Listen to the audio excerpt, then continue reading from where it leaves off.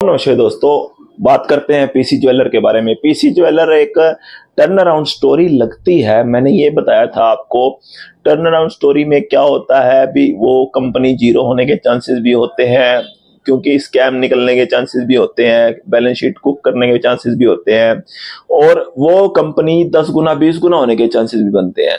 तो हमें उस पर उतना ही पैसा लगाना होता है जिसे हम खो सकें भी। हाँ, ये पैसा अगर हमारा जीरो हो गया तो हमें कोई इफेक्ट नहीं पड़ेगा, क्योंकि हम अभी बिगनर इन्वेस्टर्स हैं। हम कोई हमारी इतनी पहुंच नहीं है अभी उस कंपनी के अंदर क्या चल रहा है, हमें इनसाइडर इंफॉर्मेशन मिल जाएगी और हम सारा पैसा ठोक देंगे उस पर। या तो आप उसमें पैसा लगाएं अपने पूरा विश्वास करके भी, हाँ मेरे को इस कंपनी में पूरा विश्वास है, मैं अपनी सारी जितनी भी पूंजी है इस पर निवेश कर दूंगा और उससे 10 गुना 20 गुना पैसा बन जाएगा। अगर आप उस कंपनी को ट्रस्ट करते हो, पैसा तभी लगाओ ना।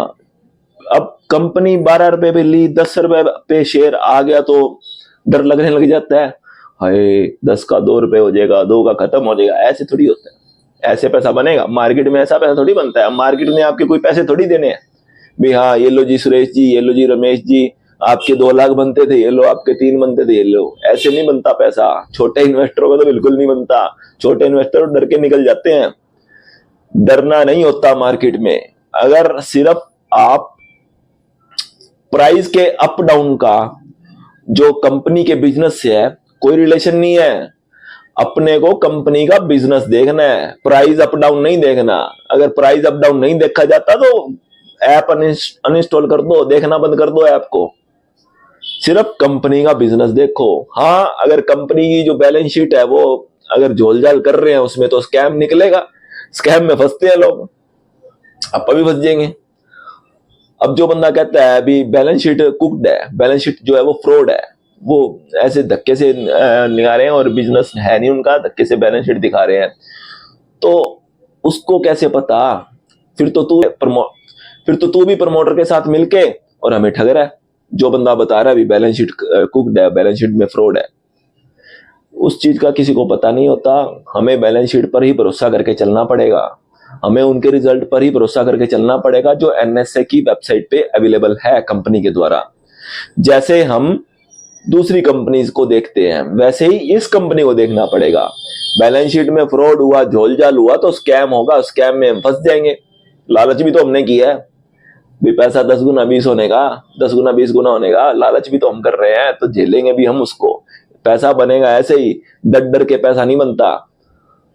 पैसा उतना ही लगाओ जितना खो सको। मैं देख रहा हूँ लोग लोन लोन लोन पे ले लेके पैसा लगा रहे हैं कंपनी में। इसमें भी हाँ चलो पूरा रिस्क ले लेते हैं, या तो जीरो या हीरो। ऐसे काम नहीं होता। जीरो हो गए फिर जीरो होने का भी तो चांस है। लाइफ ऐसे नहीं चलती। आप अगर आपको अप डाउन नहीं झेला जाता तो रिलायंस लेके बैठ जाओ, एचडीएफसी बैंक लेके बैठ जाओ, रिटर्न भी वैसे ही बनेंगे। 10 गुना 20 गुना नहीं होते अब ये शेयर, तो जो 10 गुना 20 गुना होंगे शेयर वही जीरो भी होंगे।